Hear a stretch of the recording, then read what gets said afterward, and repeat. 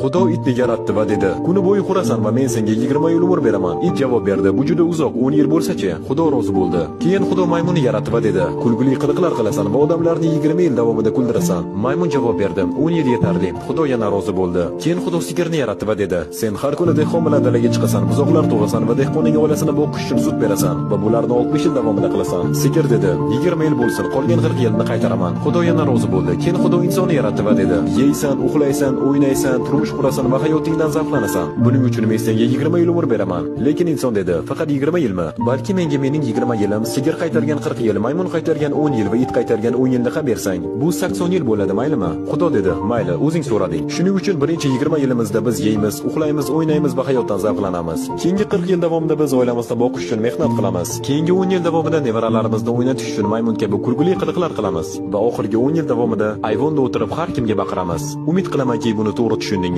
Kommentariyada bitta 100 raqam emojisini qoldirib keting va obuna bo'lish esdan chiqmasin.